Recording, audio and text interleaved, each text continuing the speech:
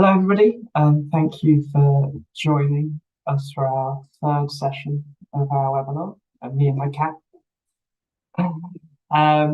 This session we're talking about how can digital trace data be collected, linked to survey data and shared in a legal and ethical manner that maintains utility.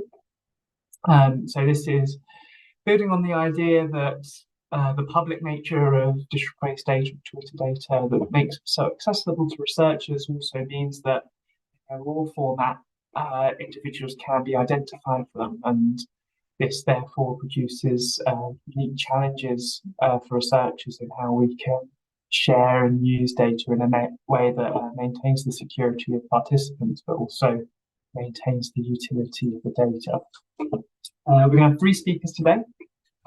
Luke Sloan, Deb Wiltshire, and Paolo Sorodio, who will all be talking about different elements of this. We have an hour and a half to cover those. Luke will be kicking us off. As we go through, if you can please put any questions you have into the Q&A box, which you can access through Zoom. If there are any specific questions for speakers, we'll try and cover those at the end of each session, but everything else will probably pull together for a larger discussion at the end. So, without further ado, I'll hand over to Luke. Just quickly to introduce him, Luke is a professor in the School of Social Sciences at Cardiff University, and is the principal investigator on our ESRC project, Understanding Online-Offline Society. His key research interests are understanding representation on Twitter and augmenting social media data through data linkage. Okay, I'll hand over to you, Luke. Thanks so much, Curtis. Share my screen.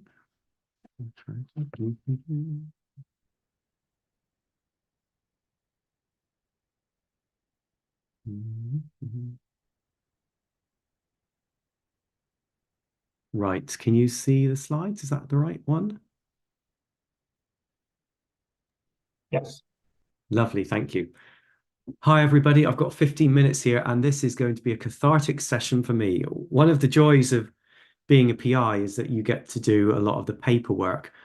And what I wanted to do today was to talk about the sorts of things that you don't see in journals, because it's hidden in the background, the messiness of research, and quite how surprisingly difficult it is to do this kind of thing collaboratively when you've got a novel, what is a novel linked data source, really survey and Twitter data, multiple data sources and partners spread across multiple institutions, all with different ethical and contractual viewpoints and procedures. It's actually took us a very long time to even get to the point where we could share the data. So I wanted to talk about some tales from the field, what we've learned, what we found difficult, and if nothing else, maybe we'll save you a bit of time when you come to do it too. Please do type questions as you go. And if you want to pick up any of this with me outside this webinar, then I'd be very happy to. Okay, so I want to chat for a few things. I want to talk about the general principles for dealing with this kind of data, which won't come as any surprise. A little bit about how we shared the data, and there are three different data sources we use. There's the USIP Understanding Society Innovation Panel linked data survey with Twitter data, which Tarek talked a little bit about earlier. Then there's two separate parts of the primary data collection that we did as part of this study. There's the NatSend Yonder Twitter handles. So we asked for the Twitter handle to be collected and people to give their consent. That data was then given to myself and Shujun at Cardiff to collect the data from Twitter. That Twitter data was then handed back to NatSend, and NatSend then reshared the linked survey and Twitter data with us. There are varying levels of complexity and of disclosure potential in those three different data sources. So I'll talk through why some are more sensitive than others and some of the security measures we negotiated and put in place, and then a little bit about the lessons learned at the end. Okay. So the general principles that we had to follow throughout this whole thing are pretty standard. This list comes from, is an adaptation from ADRC, Administrative Data Center advice. It's in one of our papers as well. We frame it around use of social media and linked data and what it means. So systematic processing, thinking about what you're linking at any given time, not storing highly sensitive data in any place for any longer than is needed. Data reduction. So Twitter is a good example. Do you really need all 100 odd metadata fields? Do you really need every single tweet? Or do you actually just need, I don't know, a derived sentiment analysis of someone or that kind of thing? So the idea of creating derived variables, the idea of top coding, the idea that you don't just give everyone everything, you give them precisely what they need and no more if you can. Controlled access, which is been a really interesting thing, because how do you share data and maintain control? And related to that is data deletion.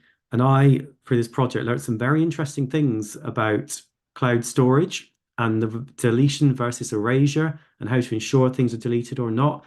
And anybody using Microsoft 365, I can tell you now, you delete something, it's still there for at least 90 days before it gets pushed. So what does that mean when you say you're going to delete data at the end of the project and you find out more than 2 months later, it's actually still there in a recycle bin on a server somewhere? So lots of things around that. We talk about ethical review has been interesting.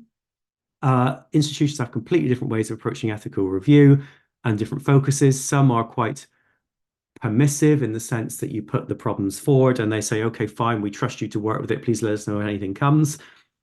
Other procedures require you to provide all your information and documentation up front. And if you're doing this at the start of a project, that can be really hard because you might not have written your survey yet, but you still want to get ethical clearance in advance. So that's been interesting.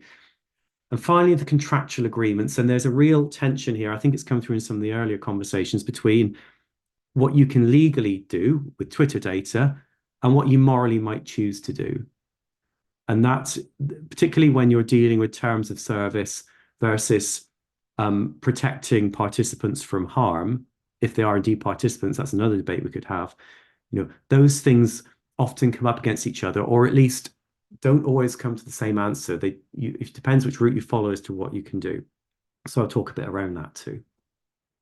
Okay. So regarding data sharing agreements, there are 3 partners in this, and it soon became clear that between Cardiff, NatSen, and ISA, that a tripartite agreement was going to be too complicated because the 3 institutions have different ways of doing things, different opinions and outlooks on what sort of things should be important in any sort of agreement. In the end, what we did was have bipartite agreements with the partner we were sharing. So NatSem were in charge of the primary data collection for the panel and Yonder stuff. They would pass it to us. They had an agreement with Cardiff. We couldn't pass that to Essex. We would have to pass it back to NatSem, and NatSem would then pass it back to Essex. So they had a separate bipartite agreement with. And that's the way we did it in the end. It would have been simpler to have a tripartite agreement in the sense from a research collective of 3 people, that would have made it easier to exchange data. But actually writing one that all 3 parties would be happy with very quickly became obvious that was not going to be, I'm not going to say not possible, but if you wanted it done within 4 months, then you had to go with a bipartite. So that's interesting. So we went for separate agreements for all 3, and I'm going to talk through kind of the implications for each one, starting with the simplest, which is the Understanding Society Innovation Panel data, which was relatively simple to access. ISA have a well-established, ISO-accredited security measures for their data, and because the data is publicly funded and you want people to engage with it, they also have a research associate program. So in our case, someone from Cardiff could sign up as a research associate, which meant they were bound by all the necessary conditions and access the ISA data via secure servers via VPN. Okay. And then someone at ISA had control of which data was deposited in the folder that person could access. So that was actually very simple and got sorted within a couple of weeks. That's not really the one I want to focus on too much. We're increasing in complexity here because now we're looking at the idea of the Twitter handles. So let's not say this is what happened. We've got all these people that have given their Twitter handles and given consent to linkage, and they've given that to NatSen. They've given permission to share it within a wider group of researchers. That's not the problem. The problem is, like, what do NatSen share with us at Cardiff so we can then go onto the Twitter API? And how protected does that data need to be? Because that data obviously identifies individuals. it's personal data. It is completely disclosive. By definition, it needs to be because it's Twitter handle, so we can find the people. So it's disclosive. But what does it tell you? Well, until it's linked to the survey data, it doesn't really tell you much. All it tells you is that someone was in that study. So at that point in time, that's no different to seeing, I guess, a survey interviewer walking into someone's house. You'll probably guess that someone's filling in the survey. But we still have to keep it protected. We still need to control it. And we also need to be able to use it to access the Twitter data, which means we need particular hardware and software at our end to do it. So we can't access it from a VPN NatSem because they won't have the necessary packages in R or Python for us to derive the variables we need. So that was an interesting question. Excuse me. And then there was how to ensure deletion of the data at the end of the project. So we found there was a real contradiction within GDPR with this because you want to keep your data secure and you want to keep backups of your data because maintaining its integrity is important. If it were corrupted at our end, we would want to be able to re-access the data again, or we could lose a lot of work. However, to do that means you have to ensure that you can destroy, and I do mean destroy, not just delete, destroy whatever backup copy you have. Now, if you use the cloud, Microsoft 365, which is industry grade, super secure, I don't know if you, like I said earlier, if you've ever tried deleting anything from the cloud, and I did do a bit of picking around with this, I was like, can anyone guarantee to me that it's gone? And the answer was, well, it's a bit more complicated than that because anything that I delete and erase from my area will go through to a recycle bin and still be available and potentially restorable for up to 90 days. So, I mean, it's interesting. I'll be really interested to hear from people on the session today to what extent they've experienced this. I didn't even realize this until I started asking the questions. And I wonder sometimes how many people aren't even asking the questions and just assume it's gone. I'd be really interested to hear from you on that. So anyway, these were the considerations we had to come to some solution. And what I want to draw on now is this. I don't know how it looks for you. It looks a bit blurred, but hopefully you can read it. And I've got the source there this has come from. This is something Curtis put together for a paper that we did a while ago on the systematic processing of linked data. So when we're talking about the Twitter handles, we're starting with this. NatSen have collected stage one, the unique ID of the respondent, the Twitter handle of the respondent, and the survey data. So what then happens is they split it to a unique ID and a Twitter handle. At this point, that unique ID is randomized. So it's not randomized in the sense that it doesn't have a personal identifier attached to it beyond the Twitter handle. And the handle is then sent to us where we collect the data. And then we can send the data back to NatSen and then going to stage 6, which I'll come back to in a minute, where it's merged. Okay. There are different variations on this. So if NatSen need to send us the Twitter data with an ID, a unique ID, so they can link it back to their survey data. But you might also have a lookup table, which detaches that once more, depending on what levels of security you want to do. Okay, so how did we do this? Well, given all the stuff we said about cloud storage, we decided we would use a dedicated laptop that would only be stored locally with controlled access. And what that means is that we know that we can secure wipe that laptop because it's got BitLocker or File Vault enabled. So that satisfies the data erasure requirement. We know we can use it to access the data through a secure link to NatSen servers. Storing it locally controls it. We don't create any copies, we don't put anything on the cloud. And that's fine, that's secure. But through doing that, we accept that we have a single version of the data on a physical device and that at any point this data could become corrupted. Now, our conclusion was that that's not a problem because what we're actually doing is writing scripts on this data to run over it to generate things. So as long as we keep the scripts, we're going to be okay. And that can always give us access to the handles again.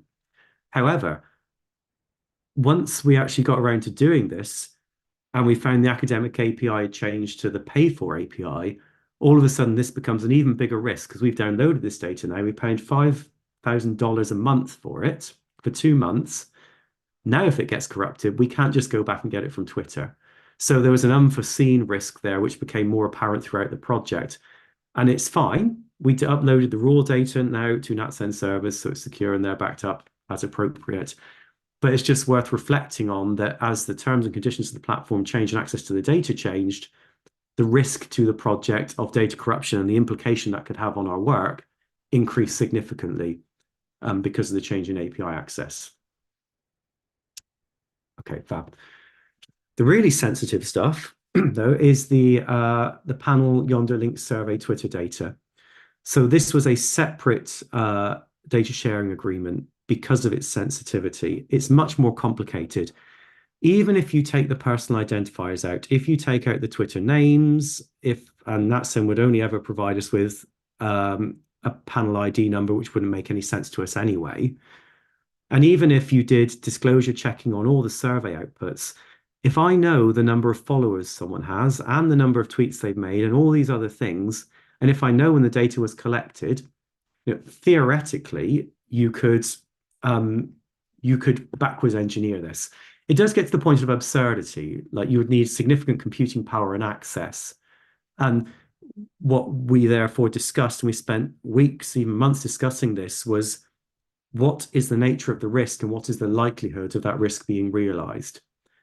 And at what point does it become so absurd that it's just completely unlikely?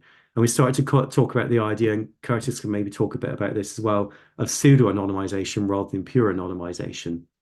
But anyway, there is a disclosive risk to Twitter data. We're not used to dealing with it in the same way with our survey data. So I think some of the disclosure risks are unknown, and therefore we had to behave more carefully. More importantly, and this is probably the biggest risk, is that you could use the Twitter data, the follower accounts and all that stuff, to identify an individual in real life, or at least their online identity. And that is linked to their survey data. And that's the problem, because the Twitter data is public, the survey data was not. So how do you protect that survey data? How do you make sure that I can't find someone, identify them on Twitter, and then go and look at how they feel about migration or their political preferences? So that was the thing we had to be very careful about, and that's what increased the sensitivity substantially. So for the flow chart, I'm going to only got a few more slides. I'm just looking at the time. This is the point we're at here. So NatSend have the survey data, stage 3, and they have the Twitter data that we've uploaded to them, stage 5. And therefore, what they share with us is the Twitter data, which could be derived variables or cut down survey data. So this is kind of about data control. What do we need access to? But because some of the research is quite exploratory, we had some very interesting conversations about what cut down data means. Because to ask for a cut down data set assumes that you already know what's going to be important before you've even looked at it. So because that level of control and systematic processing and reduction wasn't going to be as extreme as we might like, we were even more careful about how we shared data. And the solution we came up with, because it was deemed so high risk, was that NatSend provided their own laptop, which was encrypted and secured, and they posted it to us. And then we used that to access their servers via VPN. And what that means is that the data never physically leaves NatSend servers. And that's a very neat solution because it doesn't leave us anything to delete at the end. We just send the encrypted laptop back. The laptop gets intercepted, doesn't matter, it's encrypted, and there's nothing on there anyway. So multiple levels of security. So we felt quite happy with that, and we did get there in the end. It does mean that researcher, and it's Xu who's been doing most of this analysis, has her own university laptop, her dedicated laptop, which is going to be removed at the end for collecting Twitter data, and a NatSend laptop, which seems a bit ridiculous. And yet we think that this was probably the simplest way to get around it. So what did we learn? We learned be careful of cloud-based services, or at least if you're going to use them, be aware of what's actually going to happen. We learned that we had to make some compromises in the principles of GDPR, in the sense that our backups weren't as necessarily secure as we would like, but we felt that was a suitable risk. Obviously, that risk increased when we had to pay for the data, but by that point, we had no choice but to continue. So that's an interesting reflection. Have to be aware of the availability of software on secure devices. So the laptop NatSend provided us with was a great solution. But if we then suddenly decided, actually, we need this Python library or this R script, it's locked down. We can't add it. So you have to either really plan ahead or be prepared to do that post-processing in another environment. And what does that mean? And you can waste a lot of time and money if you haven't thought carefully about what you want. We learned that bilateral agreements were a quicker way of getting what we needed done, but it stymied us. It wasn't hard, it wasn't difficult because we all worked together well as a team, but it was annoying and time wasting, I guess, to have to go to NatSend, who would then send something to Essex rather than just going to Essex ISO directly. And then there's a question about continuous access post-project and what that means and updating our DSAs, because we would all like to continue to analyze and write this data. According to our current DSAs, the data is gone, it's removed from our systems, laptops posted back to NatSend at the end of the project. I don't think extending the one with ISO will be a problem, but I'm not necessarily looking forward to contacting our legal teams again and having the whole discussion and like these agreements have already been sorted, but I just get the feeling that extending the date is going to be a really big deal, even though we've already agreed on the principles for it. But maybe I'll proved wrong. But that's the burden a PI carries, I guess. Like I said, lots of paperwork. So that's me done. Hope I didn't go too far over time. I will pass back to Curtis now. Thanks, Curtis. Very much, Luke. Really, really interesting, and lovely to relive some of those experiences. Is it? I think we don't have any immediate questions that have come through in Q&A, so I'll encourage people to drop those in if and when they think of them. But to keep things moving, I'm going to hand over now to Paolo, who is a senior research officer at ISA at the University of Essex. He has an MA and a PhD in political economy from the same university. Prior to joining ISA, he held positions at the University of Oxford and the University of Barcelona, and his research primarily delves into survey augmentation and methodology, sampling strategies for hard-to-reach populations, commercial detriments of health, and network science. So, Paolo, I'll hand over to you now. Thank you.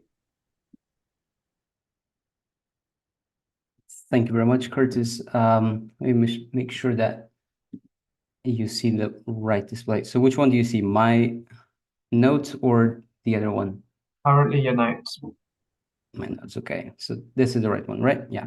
Okay, so great. So my talk is going to be about sort of the process of working with the Twitter data that we've collected with Understand Society and producing a data set that could actually be of use to researchers and to deposit that. So, well, first, just acknowledgement of the SRC grant that made this possible and the amazing co-authors on this project. A lot of them you've already heard from today.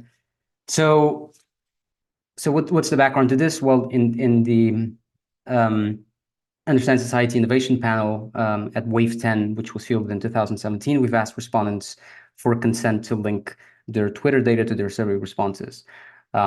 We had in that particular wave, about 2,000 respondents, from whom we got 171 to consent to linkage, but only about 127 of them actually had active and public accounts throughout the data collection process.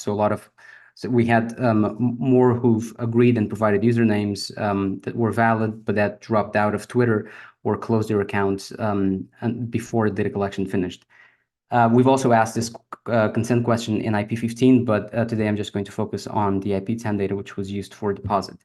So we're trying to do something very, very simple, link Understand Society survey data to participants' Twitter accounts, and then deposit that data with an end user license. We've, throughout the day, you've heard a lot of reasons for why this is important. Why is this data useful to us? We have a continuous stream of real-time data collection on respondents' behavior. This allows us to develop new behavioral metrics, that can be used to do all sorts of things that we face with surveys, like non-response, recall issues, social desirability bias, errors in self-report. We can use this information in a way to either complement the survey and augment it with extra information that can be useful to put a different light on the data we collect with the survey, but we can also think of it as a way of actually replacing some of the questions that we ask in the survey directly. If this data is accurate and more accurate than we get from the survey, we can think about it in that way. We can also use it to validate measurements that we get from the survey. And because the nature of social media content is so varied, this really crosses disciplinary boundaries, and we can have folks interested in using Twitter data from sociology, psychology, data science, political science, etc. And so we really wanted to deposit this with an end user license so that everyone could have access to it. So we're uniquely placed, I think, to make important contributions in this space because of our ability to share Twitter data, social media data in this case, unconstrained by their terms of service, because we've asked respondents for consent, and so they've essentially agreed to in a way give us access to their and use their Twitter data, so we can bypass the terms of service, which can be quite restrictive from Twitter, which typically only allow people to deposit tweet IDs, which then would have to be rehydrated by whoever wants to use the original content from those tweets to replicate or reproduce whatever has been published with that data. And so this has massive implications for access, replicability, and verifiability of our data. And at the same time, we have detailed longitudinal survey data on the Twitter users. So you typically have one thing or the other. Do you have data on the survey participants, but you know that they may have social media activity, but you can't access that? Or you have a lot of data on Twitter users, but you don't know anything about them. And so here we're able to sort of marriage these two components. So providing we are able to overcome very significant practical, legal, and ethical challenges, a lot of them have been covered before today, and Luke already touched upon some of them just now. We are essentially able to create a principled framework that should inform every stage of this process of archiving this type of data. So past research by some of my colleagues have done a lot of important work in terms of how do we get consent from respondents, how do we make sure that the linked data is of good quality, it's accurate, what security measures should we put in place around storage of this data, how should we produce steady level metadata for this kind of new data source, which it has different dimensions to other things that we're used to in social science research, but there's very little guidance out there on actually overcoming significant hurdles of actually taking this metadata from social media and producing something that can be used for researchers, can be linked to a survey whilst maintaining respondents' anonymity. So what approach did we take? So these are essentially the steps that we went through in this project. First thing is defining a data collection protocol. How are we going to collect this data? Are we going to use an API?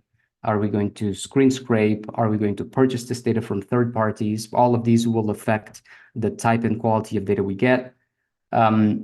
We should also determine the query that we're going to make, so especially if we use an API or even if we screen scrape, we have to decide exactly what information do we get and the frequency of these requests.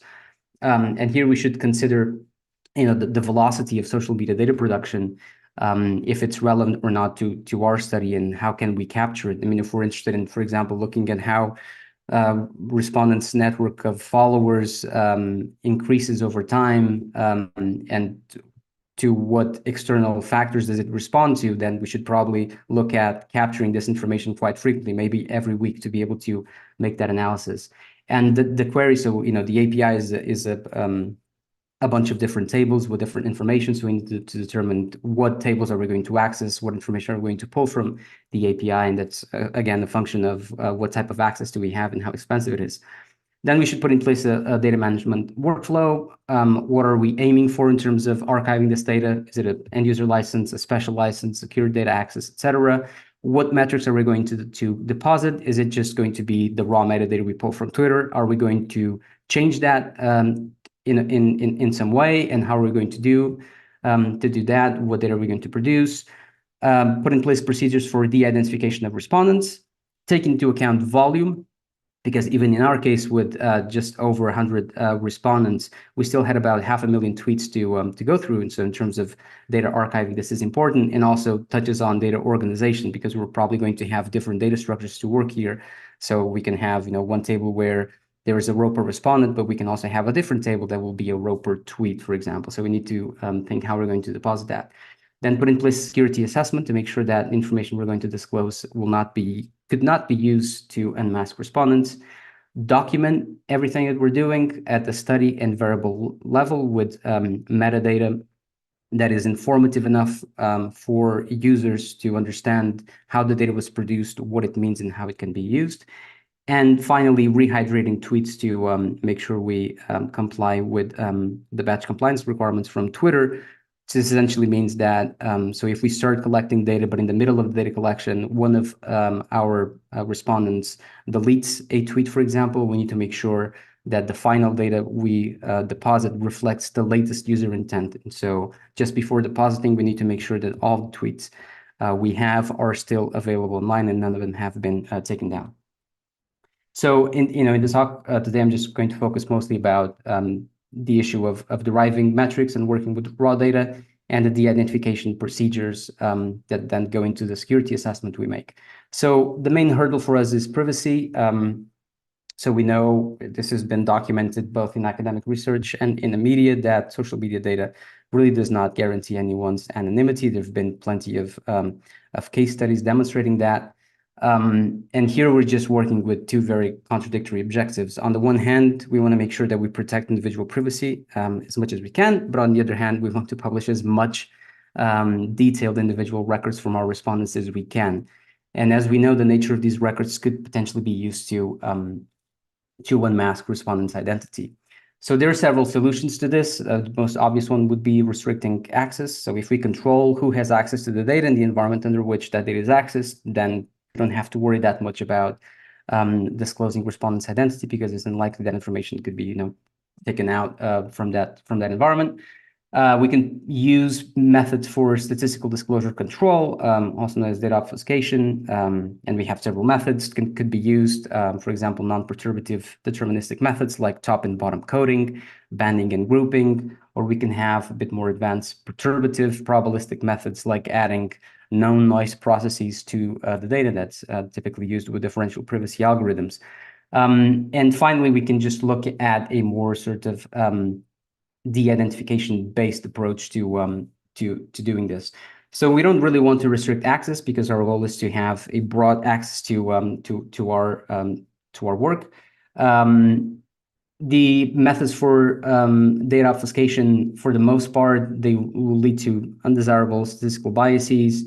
They're also ineffective in actually, and this has been demonstrated and cataloged in the literature, how we can still, even after top-bottom coding and grouping different respondents together, we can still identify respondents, providing we have enough information in the database, and that's certainly the case with Twitter data. And so what we essentially decided to use was a query-based de-identification method to make sure that we could safely deposit this data without compromising respondents' identity. So we know that social media metadata can be used to anonymize, to unmask respondents, and this has been documented in literature if two conditions are met. One, if the sample properties are known, and two, if the archived metadata could be used to actually query the API. And so the solution we've used was essentially to remove any metadata that could currently be used to query the API. This doesn't mean that in the future, if the API changes, some of the data we might deposit could potentially be used in the future to query the API. We still don't see how, we still don't think that that's likely. And then assess whether actually the API has the capacity to recreate the original sample, even if the sample properties are known. So in our case, for example, would be people who are residents in Great Britain. If we know their geographical location, can we recreate the sample using the API, and whether we think that's feasible? And so there are two significant risks here. The first one is really whether a respondent can be re-identified using a combination of our metadata essentially by people who would have accrued millions of tweets over the period that we looked at.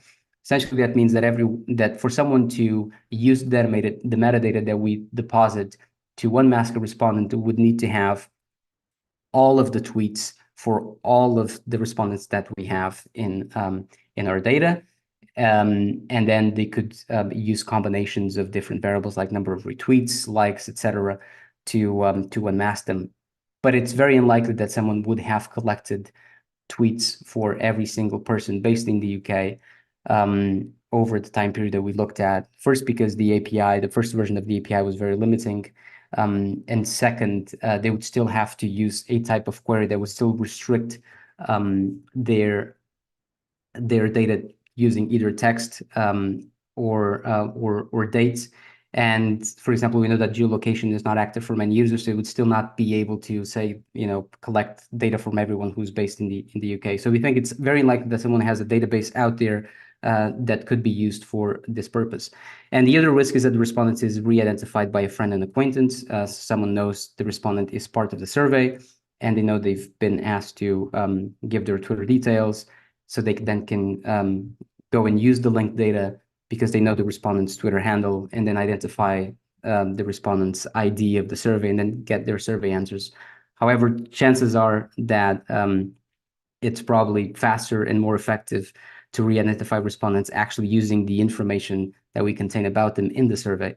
And actually, this has been done before, where there's a paper that shows that 99.9% of Americans could actually be re-identified in any data set using 15 demographic attributes, and that's certainly the case for our data.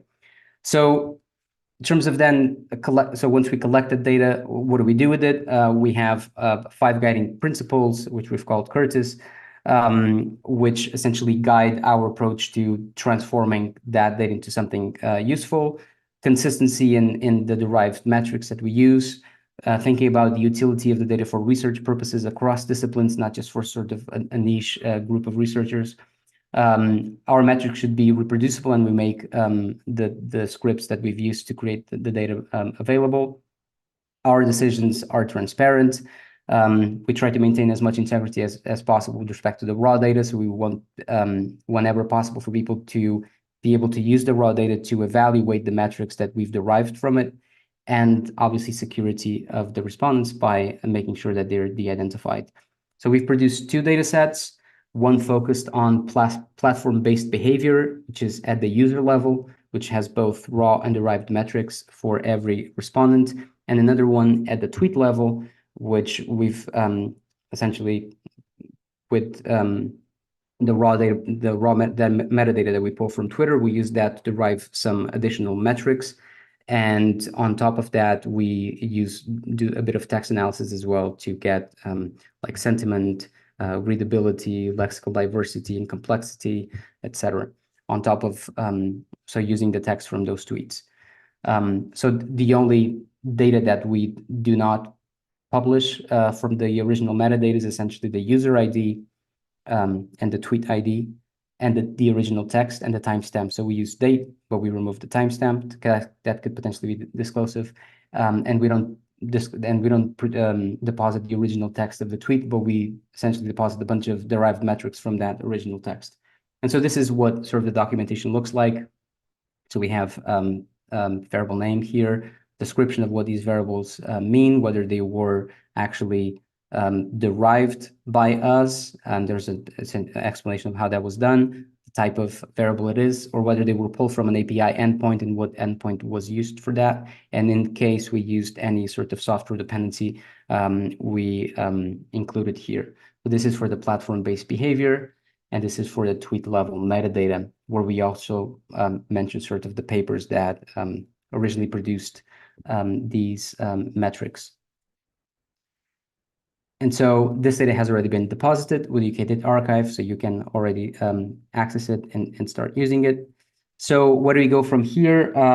One thing that we're interested in doing is exploring the option of actually depositing some textual data from the tweets. And one way would be to use large language models to paraphrase the original tweets, and producing multiple versions of those, that reflect key features of those tweets that might be interesting for research purposes. For example, sentiment. So instead of producing the original text, we produce a text that is paraphrased, that could not be used to query the API to get back to the original one, and at the same time allows users to use, for example, to deploy different sentiment analysis packages from the ones that we've actually have produced. So this paraphrase text would have essentially the same sort of sentiment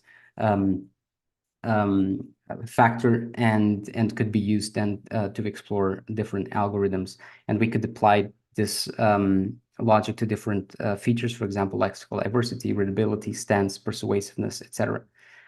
And finally, think about how changes in the leadership of these social media organizations can also change the content and nature of the data that we're able to collect. So we already know, and Luke already talked about it, how we've lost academic access to the API. With the change in leadership come new platform features that sometimes can alter participants' behavior.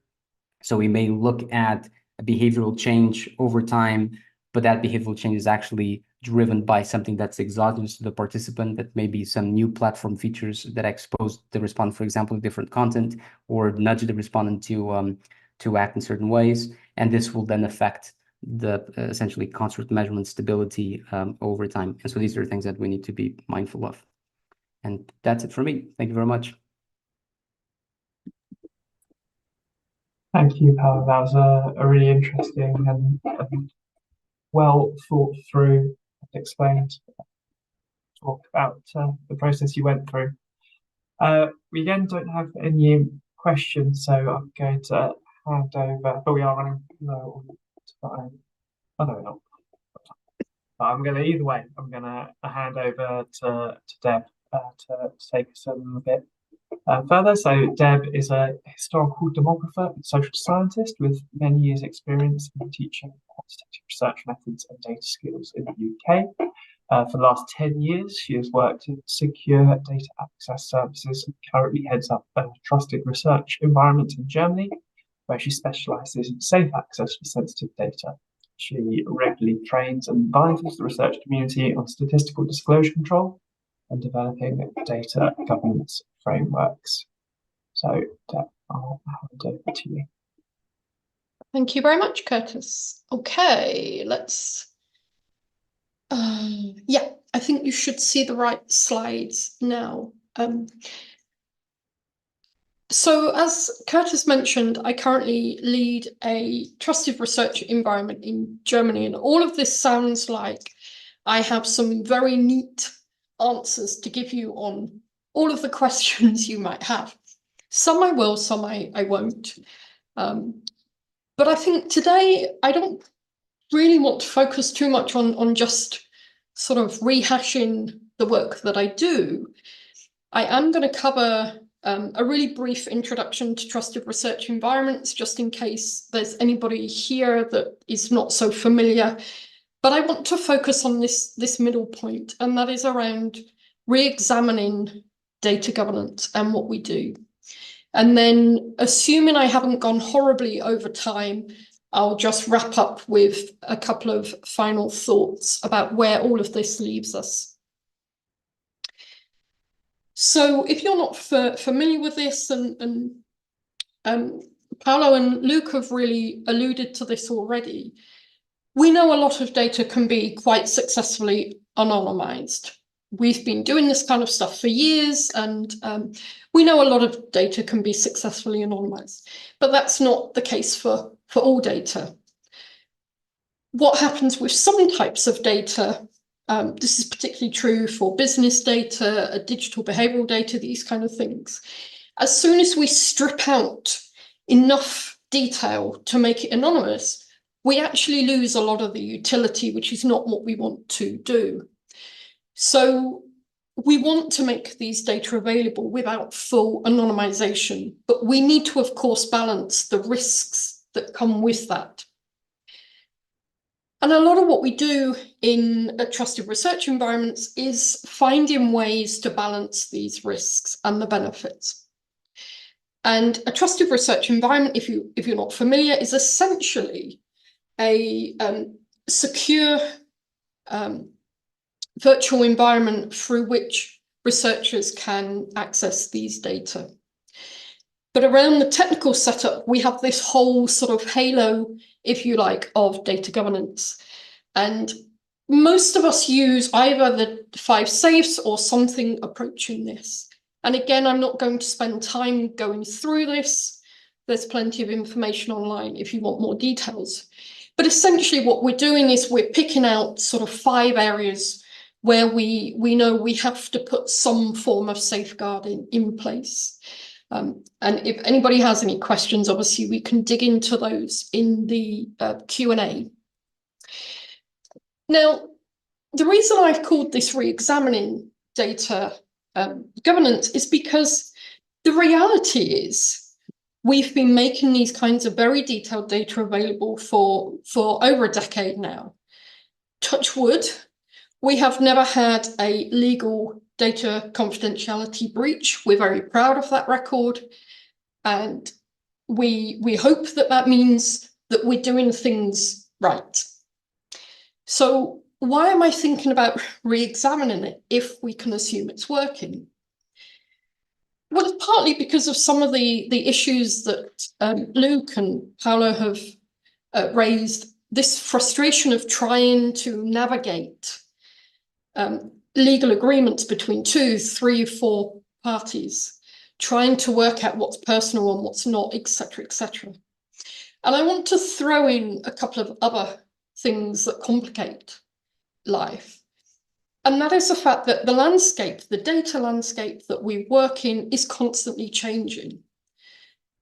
And there are a couple of things here that I have that have been very stark for me in the last few years. One is I've done a lot of work trying to open up access across international borders, and I've moved countries in the last few years as well. And there are subtle differences in the way we approach data governance between countries. They are quite subtle, but they have quite an impact on what we can and cannot do, or how long it takes us to do these things. The pandemic, of course, we have to mention it. Certainly in TREs, this had quite a seismic change for us, where we were in a situation where we had to switch to allowing something that we hadn't previously allowed to avoid research grinding to a halt. So we can change, and sometimes life forces us to change. And of course, things like digital behavioral data have been quite transformative. Now, I've put this down as a new data form. Of course, it isn't new.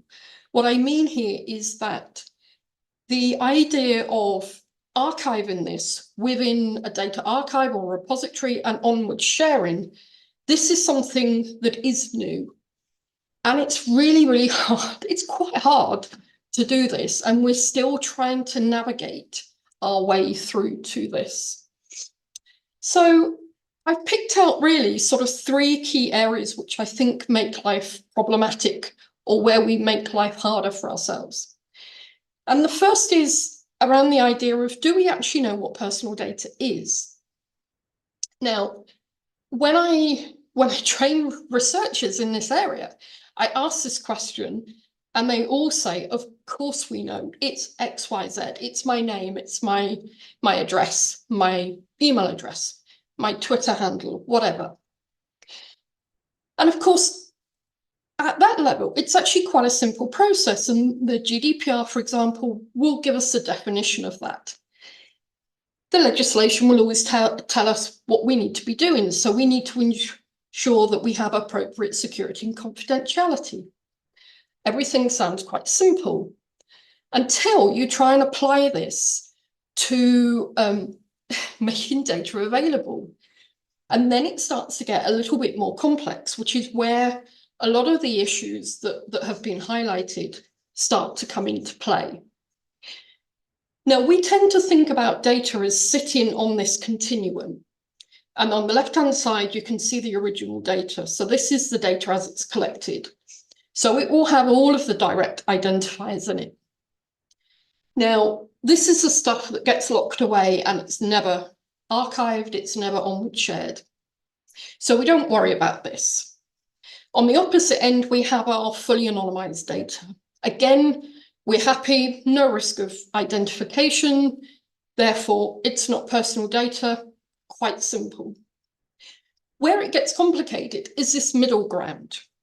Now, in Germany, we tend to split this in between formally and factually anonymized. Now, everything in this category may be personal data. It's not is personal data, but may be personal data. And really our challenge is to work out where our data sits here.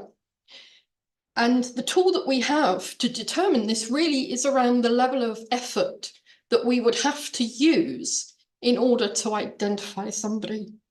If you have low effort or very little effort needed to identify, then we know this is going to be personal data. Now, the problem here is that this is, of course, entirely subjective. Really, how much is too much effort? And the bad news is I don't have an answer because I don't know that anybody has the answer. Just to spice things up a little bit more, there was a legal report that was published in Germany a few years ago, which added this really important interpretation. And what they're saying is that for information to be treated as personal data, it is not required that all of the information enabling the identification of the data subject to be in the hands of one person. And this is crucial because when we're talking about linking data from multiple sources, we can have two previously fully anonymized data sets.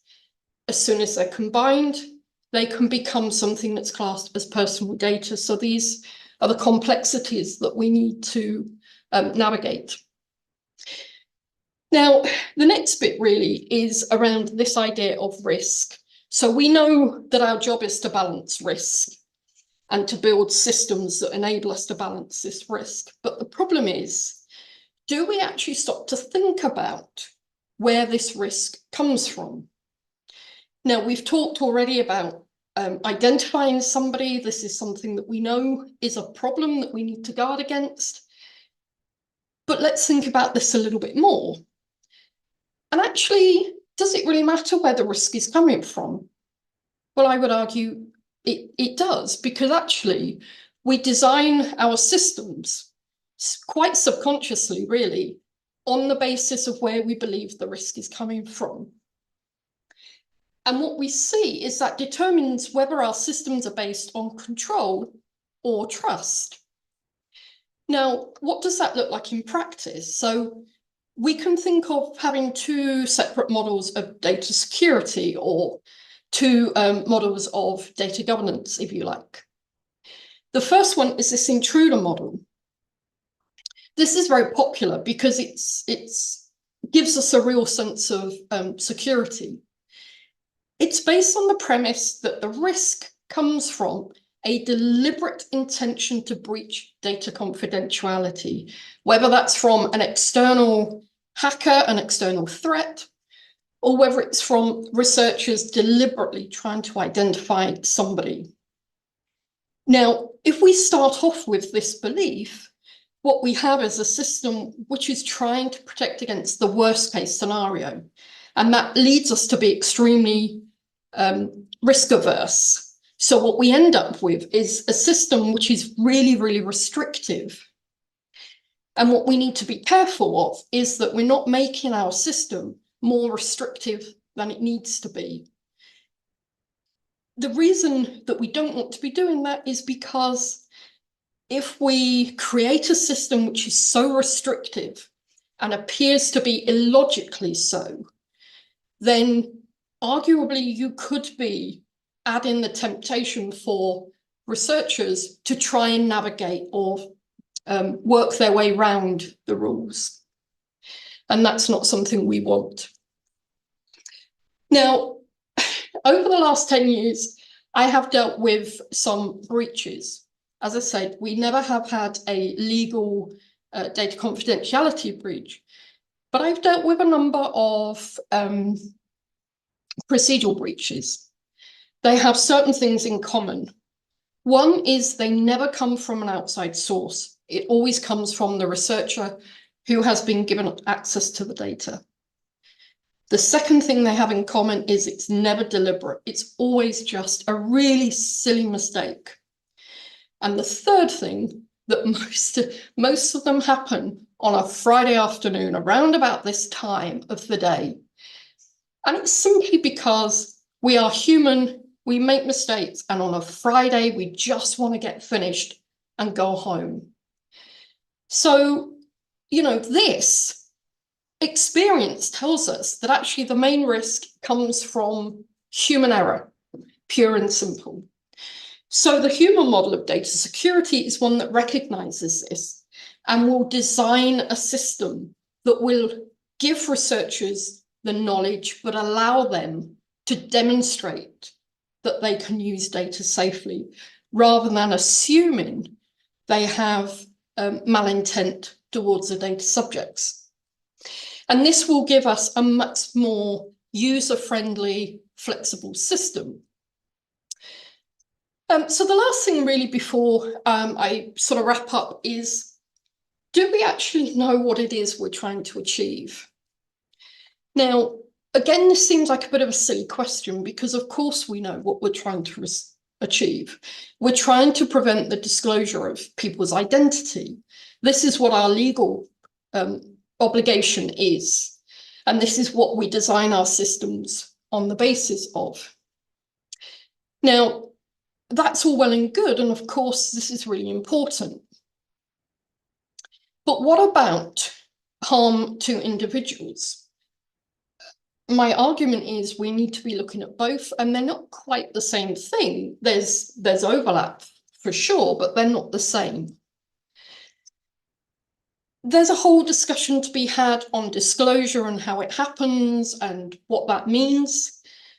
We don't have time for that today, but I just want to draw your attention to this. So right down the bottom, this core sort of section, this identity disclosure, this is really where our legal obligation sits, and it's protecting somebody from being identified. But then we have these other two layers. The first one is, it's not just about identifying somebody, but it's about attributing something to them or disclosing information about them. So it's not that I know that my neighbor, Joe Bloggs, is in this data set, but it's that I've learned that Joe has a particular health condition or a particular political affiliation, whatever it is. And the last one is this idea about membership disclosure or group disclosure. So if we know something about a group of people and we learn that my neighbor is in that group, then we have learned something about him again. So disclosure from our perspective is this multi-layered thing that goes far beyond just finding out somebody's name. We can argue that just knowing somebody's name is actually, is it really that problematic? Yes or no? I mean, we can argue for both sides of that equation. But actually what is more harmful quite often is attributing some information. So if, for example, if we were able to identify somebody and we were able to publish that they had, I don't know, for example, that they were HIV positive, imagine the stigma and the discrimination that that individual is then subject to. So I would argue thinking about disclosure has to be a much broader conversation. Okay, right. So on all that basis, now that I've added more questions than I have answers, what does that mean for us in practice? The two things that I feel certain about is that things are always changing and there are some things we can never know. And this is one of the great sort of challenges of working in data governance, is you cannot control for everything and you cannot know everything. I love this quote. It's in a paper by DJ Hand. I won't read it all out, but essentially it's saying exactly that. There are things that we are always not going to know. And having these very definite categories of anonymized, non-anonymized may not be the best approach. He also makes the argument, which I really like, that it's not necessarily the data per se that's problematic, but how we use it and what we do with it that's the problem. And I think that's where I will end. My final thought really is that we have to get comfortable with the fact that we can never achieve 100% safety. It's just the only thing we can be sure of, and we have to become comfortable with this uncertainty. And the magic ingredient, in my experience, is trust. And I think if we demonstrate trustworthiness, then we are already quite far through the conversation. Okay, I think that's it from me. Email address at the end, obviously, if anybody wants to get in touch later.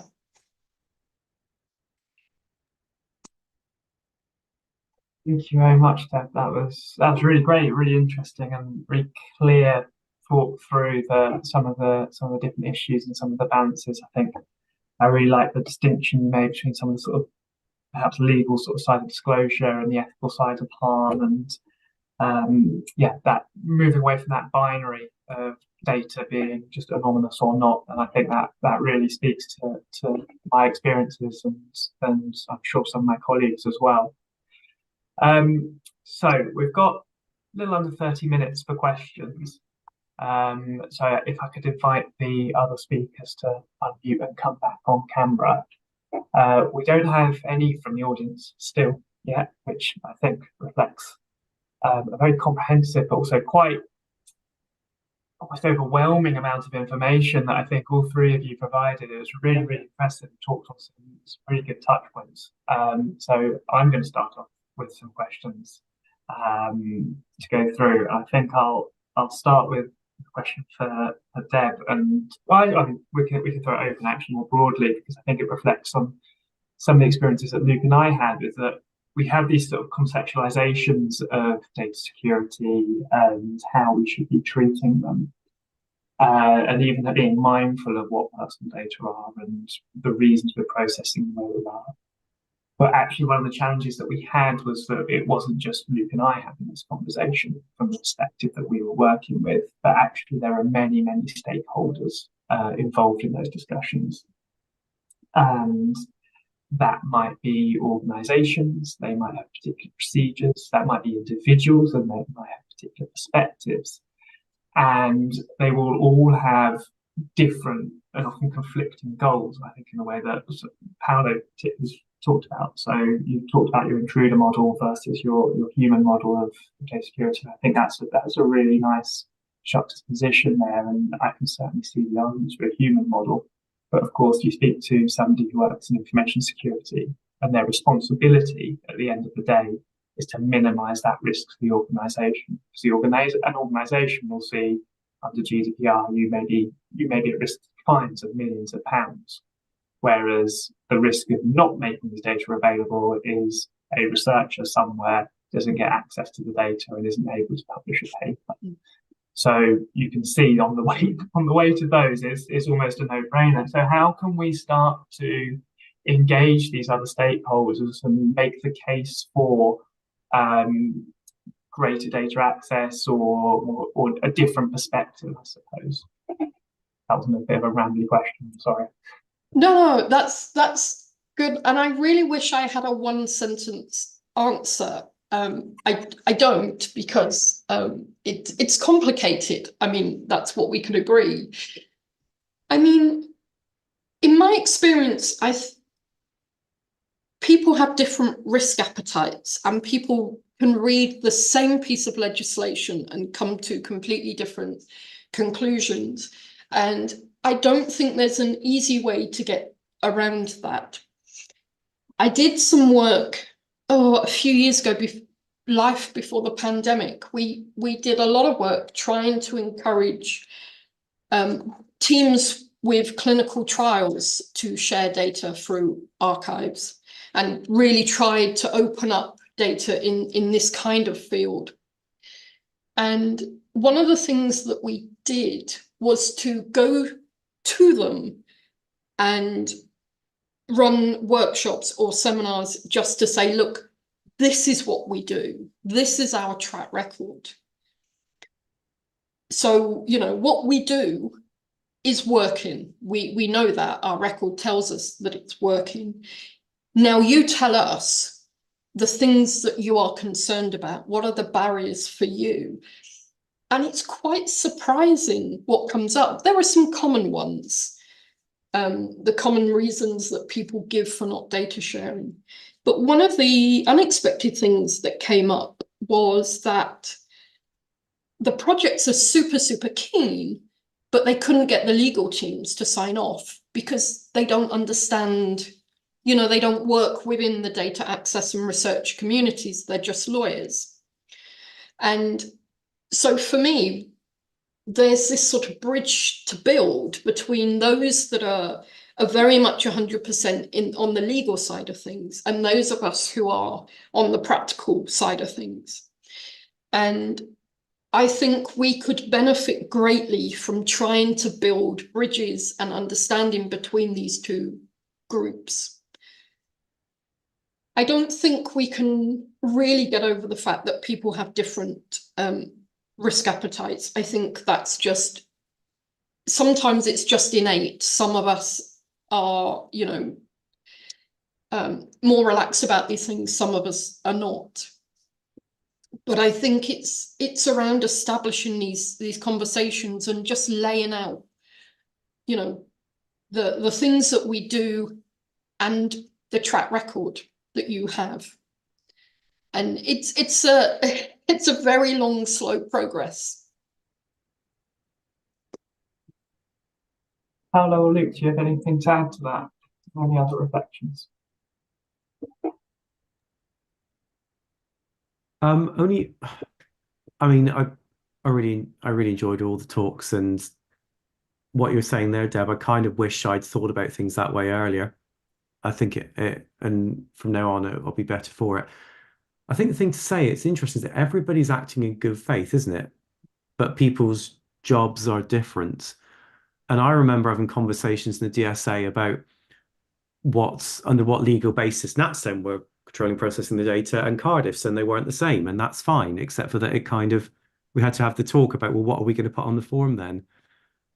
And the other thing that I should say is we already had a collaboration agreement which allowed us to share things, but we needed this on top. And at the end of the day, and it kind of links to what you were saying, Deb, and also to what the amount of work Polo's had to do. Like, we talk about the risk of sharing archiving.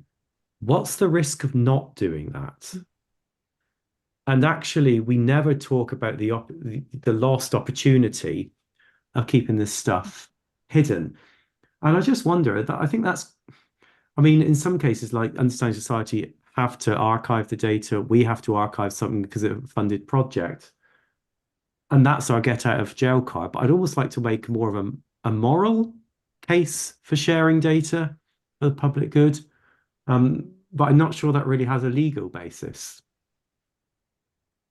I think that's right, and it's that tension between the legal versus ethical motivation for what we're doing. So I said it in my presentation earlier, where we're talking about consent as our sort of in an ethical context, and saying, okay, well, we'll aim to get informed consent, but that's part of a whole of the ethical motivation and rationale for what we're doing. And we'll also be applying security measures. We'll also be making sure. And then the third bit of it is making sure the research we do is actually of value to society and the public good and all the rest of it. I think that can often be lost when you do see sort of ethical review, even people focusing on what are the problems here, what are the risks here, rather than what are the potential benefits of it. I think that holistic perspective is definitely there. But I also agree that's perhaps even more challenging in a legal context, where these things are put in place for protective purposes rather than necessarily enabling ones. That said, I mean, I personally think GDPR legislation and the rules, and there are plenty of exemptions in there, it's actually pretty flexible in the grand scheme of things, and yet we still sort of hit these barriers. It's really interesting. Paolo, what do you think based on your experience? I think Luke touched on something that is really important, which is like the moral, not moral obligation, but we should definitely think about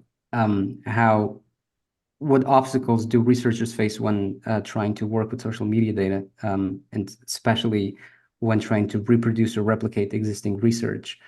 So these social media platforms put a lot of restrictions in terms of what data you're able to share, even though it's publicly available. And it's been getting harder over time. So LinkedIn was subject to a hack that essentially forced it to essentially shut down its API. So whilst before we had a lot of sort of free access to LinkedIn, now it's really hard to collect that data. And with Twitter, it was change in leadership, but even before that, we had the academic track, which allowed researchers plenty of access to Twitter via the API, but that access still has costs, and you still need to know how to operate an API, how to make requests, how to make sure that you don't go over the limit. And there have been several groups of academics who've tried to make this as easy as possible by creating a lot of different software packages to sort of facilitate this data extraction. But there's still obstacles there, and I think what we've done is unprecedented in that way, in producing sort of the raw metadata and even derived metrics that could only be produced if one had access to the original text, and just making sure that everyone has access to that for their own research. So I think that's really important. But at the same time, I think at times I felt that I really lacked the expertise to make a decision on whether something was disclosive or not. And even after speaking to several folks who were data managers and who were focused on data security, even they were not at times fully comfortable with making a decision on whether someone could use that data. So we tried to really broaden the type of advice and the source of advice that we got from people who were extremely skilled at operating this sorts of databases, and with people who had really expertise in data security, to make sure that at the end of the day, we produce something that protected respondents' privacy as much as possible. I think the positive thing that can come out of all of this is projects like yours and some of the other projects that are happening sort of in various parts of the world is, if we look back to trusted research environments and secure access from its infancy, data owners were really reluctant, even though, you could say, look, we've got all this fancy stuff and it's great. People were still very reluctant. And then what we've seen over the years is, as we've been doing it for longer and longer, and I get so nervous about saying this publicly, but as nothing bad has happened, they've started to relax a little bit, and they get a little bit more open to the idea of sharing. And it's kind of just a process that I think we have to accept needs to happen. And the same is true now with social media data. And I think the more we have projects like this that happen, that produce valuable research, where nothing horrendous happens, we don't have breaches, over time, people will get more comfortable. It will stop being as scary. But we have to accept that this just takes time, and we just have to keep, talking about this again and again and again, and people will listen. So I think that's one thing. The other thing with social media platforms is, I wonder, it is a moral argument that we should be sharing data because there is a social benefit to this. But we know that big platforms, maybe that's not their priority, and some form of benefit to them is their priority. So maybe this is one aspect we need to look at, is how do we convince the platforms that it is in their best interest to open up and allow academic research? I don't have the answer, but I mean, it just strikes me that, rather than appealing to somebody's better nature, we should just appeal to their ambition. It's very cynical for a Friday. I'm sorry.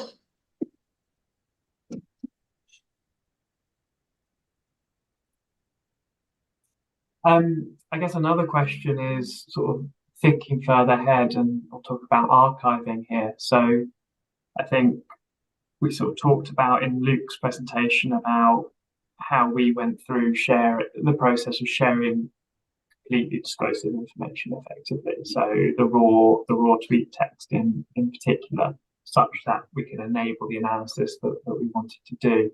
Obviously, Paolo, in the archiving work that you've done, you've sort of taken it quite far, I think, in terms of the amount of sort of derived variables, but non-disclosive variables that you're putting into the public domain through the data archive. What do we think about the potentials for taking that archiving process further in terms of how we then make access to the raw Twitter data, which is disclosive, available in a way that is still useful and can still be analysed in a way that it might be wanted to? Do we see any paths forward? Does it look like secure environments? Does it look like the kind of process that we underwent with our analysis, where we spit them out and brought them back together? What do we see for the future of making these sorts of data more widely available? I'll go first. Thanks, Gerda. I think it's inevitable that people want to go back to the raw data, because all the things you can do with that textual data in Twitter, all the tools you can run, the different variations on language models, because we did briefly talk about, could we do some of that and put some of those derived variables in, and we thought, well, where do we even start? There's at least 100 things we could do, and none of them are going to be right, because someone's going to want to go and do them back themselves. So some possible models would be, if the data were curated with someone who had the capacity, that a researcher could submit a request for a particular tool to run in a particular way. But that's beyond curation. That's providing a service, a very costly service potentially as well. I guess there's the possibility that could someone have access to the Twitter data only in a limited, secure environment, derive what they want from it, and then someone else would do the linking in the background and give it to them. But again, that's a service, not a curation or archive thing. But I do think there is. The other thing I worry about is that where you'd create derived variables, even if you say I use this version of this script produced at this time, there are often so many micro decisions that you sometimes don't even register as methodological decisions about what you do and don't include, how far you go back, what you do with duplicates, things like that, which would require an extensive amount of paradata, metadata around it. And again, if someone disagrees with you, they'd want to go back and do it themselves. So those are my initial thoughts. I know what Paolo and Deb think. Yeah, so I think you're quite right in terms of describing those sorts of things as services rather than archiving. So I think technology could play an important part here. I think it could be possible for people who would want to have access to the raw data, and I think this is already happens in some applications with public health data, that you submit a script, or even with a friendly user interface, that you're able to generate a script with a few clicks, and have that script run server side in an internal controlled secure environment, and then give you back the result that you want to use. But of course, at the end of the day, depends on what you're planning to do. So we would have still to limit that access to the raw data. So we could perhaps put in place systems where we give folks, a number of different options of things they could do with the raw data and then get those results. But just running a script that someone wrote, for example, to turn the original text into a bag of words and get those back to run topic modeling or something like that, that would still be highly disclosive. And so there would have to be some level of control of a vetting process in which you would look at that and then make a decision. So it's definitely not straightforward. It's definitely not, unfortunately. I mean, there are some key projects. There's one in the UK with the UK Smart Data Research UK, I think it's called now. There's a group in Australia that are trying to do exactly what you're talking about, and trying to find out the best approaches to do that on the sort of scale that makes any sense for the research community. I mean, the difficulty is there's still things that we just really don't know and we don't understand about these kinds of data. We're trying to work on making some Twitter data and some web scraping data available in the archive that I work in. And I know some of it is coming to me at some point, but I don't know what it looks like, and I don't know what researchers are going to want to do with it, and I don't know what sort of software they're going to need to analyze it, and I don't know what the outputs are going to look like. So I don't know what I need to know in order to do an output check. So there are all of these sort of areas that we're still trying to work out. Once we can work those out, then, we can find a way forward. And we can bring these things into secure environments, but there are caveats that we have. So if you think about a secure environment, the working area, the virtual machine for, is completely sealed. So if a researcher needs software that needs internet connectivity, then, we have some technical work to do to work out how to do that safely. And it's not that these things are necessarily impossible, but they're not simple, and they take time, and they take resources, and more importantly, they take investment. And I think outside of these very, very small handful of projects, we don't have the investment and we don't have the resources yet to find a mainstream way forward. Can I just add, Curtis, that one good example of a platform that would do something of this nature is Open Safely, which was led by Ben Goldaker at the University of Oxford. And this is a platform that allows people to access essentially electronic health records and do research on those. And so they've developed a sort of a platform where this is possible. I've posted a message here on the chat, maybe can be shared with the participants. Just describes how Open Safely actually does that, and it's an interesting sort of step in that direction. Thanks, Paolo.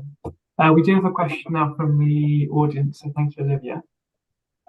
So have the panel any thoughts on whether there will be an implication on their work for the expected change in the UK Data Protection and Digital Information Bill, which will amend the definition of scientific research, etc., and public health, ostensibly to make it easier for commercial firms to do research and innovation, but I wonder if you are seeing an implication for your public funded studies as well. Does anyone know anything about this or feel able to answer it? It's fine to say no. It does. I do remember hearing something about this, and I was quickly looking it up now to remind myself of the change of the clause, because some arguments would be that the new version of the GDPR, or however you want to phrase it, actually weakens individual protections, but maybe they're too tight. I've heard some people say that it would help for public sector organizations, or at least not-for-profit organizations, to demand this data. But I do wonder how it's going to play out. I mean, my gut feeling is that it's more about an individual's right. But I don't really know. I don't think it's going to be the solution, put it that way. And I think if it makes big, large-scale social media platforms have to perform what I'm trying to say, to perform with this and show that they're complying, it will be minimal, and it might well be resentful. And it goes back to something that Deb said, which actually I'm going to write on a post-it note and stick on my screen, which is like, we're only really going to get the level of trusting relationship and respect and compliance with these companies if we can give them something back. Threatening them and taking things away doesn't seem to me to be the best way to establish a sustainable way of working. I hope I'm wrong. I hope it'll make a big difference, but I'm skeptical. Thank you very much. Does anyone else have any other questions or comments or thoughts?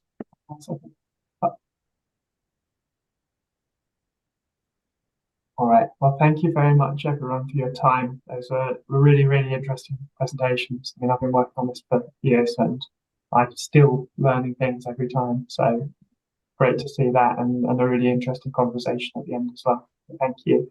And thank you for everyone who's made time to attend. I think there'll be recordings of these all online, and we'll put slides up and all the rest of it. So if you do want to read anything or check anything that we've said, it's all digitally recorded. But also you can get in touch with us. I'm sure we'll be very happy to have additional conversations and discussions about all of this topic that we've done in this session, but also the 2 sessions earlier today. Thanks very much.